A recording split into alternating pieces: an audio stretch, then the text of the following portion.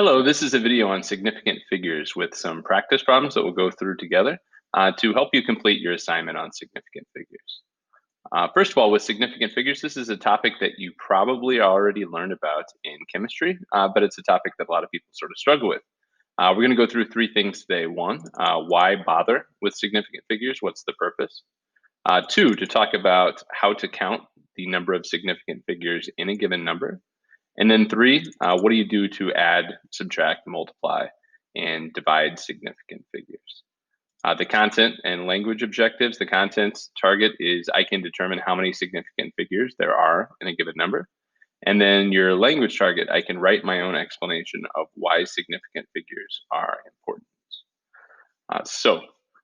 First of all, number one, why significant figures? Why use them at all? It goes through an example up here that you can read through if you'd like.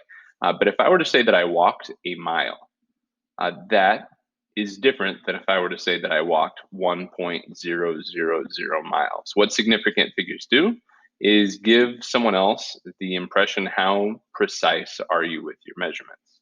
And so if you were measuring something, for example, looking at the ruler at the bottom here, I wouldn't say that this is 20 centimeters. I'd probably say, this is 18.7 centimeters. And so looking at the two rulers here, you might give a different level of precision based upon the kind of measurements that you could make with the tools that you've got. Two, how many significant figures do you have?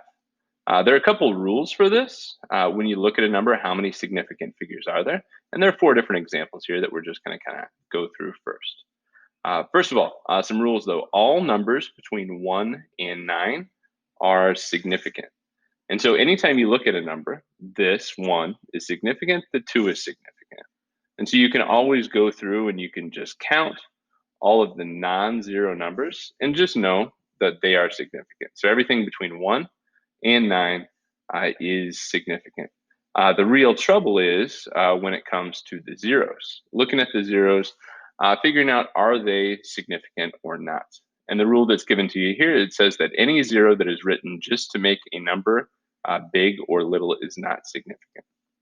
And so if you look at the first example here, 1.2 million, 1,200,000, the 1 and the 2 are significant. And so what you just have to worry about are all the zeros. And in this case, the only reason these zeros are here is because you need them to make the number big. One easy way for some people to handle this is try to write the number in scientific notation. And so you would write 1.2 million as 1.2 times 10 to the 6. You're moving the decimal place, 1, 2, 3, 4, 5, 6. And so in this case, scientific notation tells you how many significant figures there are. So there are 2 significant figures. None of those zeros are significant because they are just there because they need to be to build the number. The second example, you have the 2 here of 203, and you have the 3. Those are both significant. So again, you just have to figure out the 0. Is it significant or not? And in this case, it is because it says here you can't write 203 without the 0 in there. Another thing I think of is if you bothered measuring to the 1's place, you definitely also bothered measuring to the 10's place where that 0 is at. The third example that's provided here is 0.0035. So again, the third example here.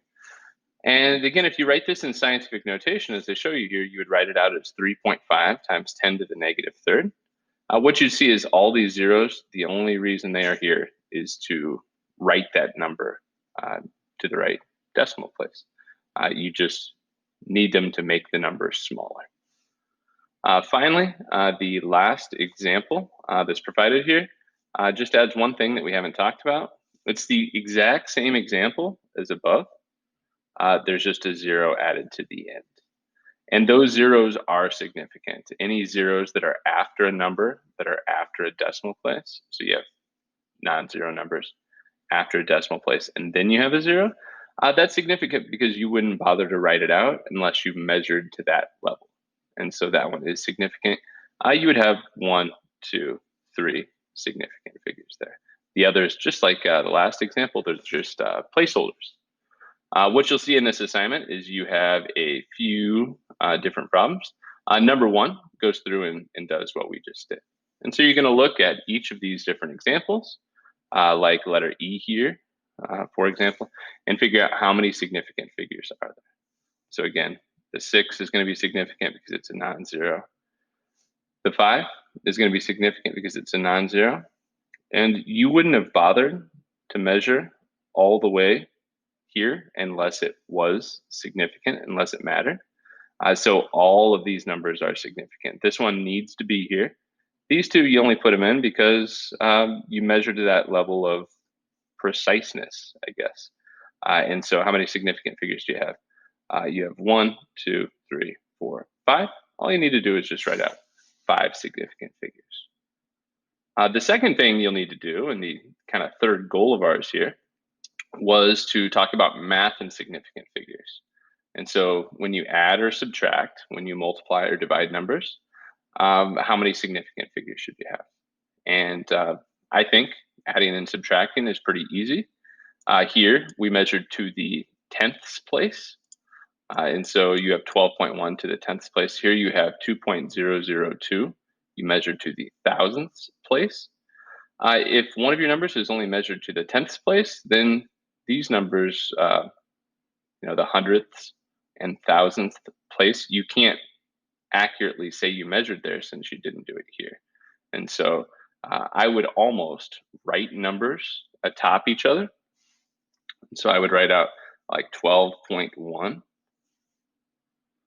And below it, I would write out 2.002. And so any numbers that you don't measure for the 12.1, they're not going to be significant. And so what should you have? You should have significance to the 10th place. And so you're going to have 1, 2, 3 significant figures in your answer. For multiplying and dividing, that one again, if you just think about it in a particular way, it's kind of easy. 31, you have 2 significant figures. 2, you have 1 significant figure. So you have 2 significant figures here, 1 over here. And so you're going to use the least number of significant figures. Since 2 only has 1 significant figure, your answer should have 1 significant figure.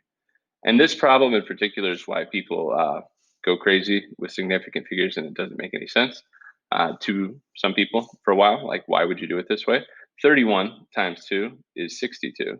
But if you're using significant figures, your answer should be 60 because you only have 1 significant figure here.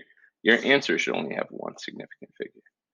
And so again, there are problems in number 2 where it says b minus j, j times k. You're going to use the numbers above. You're going to add, subtract, multiply, divide them, and give your answers to the correct number of significant figures. So with those examples, again, I just refer back to these top problems where they've given you each type of scenario for counting significant figures, and then for going through and adding, subtracting, multiplying, and dividing. Your assignment, what you need to take care of, complete problems 1 and 2 on this worksheet. The ones that I didn't demonstrate, I guess I just went through and gave you one. 2, answer the 2 questions found in this Canvas assignment that you used to get to this video. And then I need you to submit those, if you would please, by the time that we meet on Teams next. Thank you very much. If you have any questions, feel free to hop on office hours or feel free to email me and I can get back to you whenever I have the time. Thank you very much.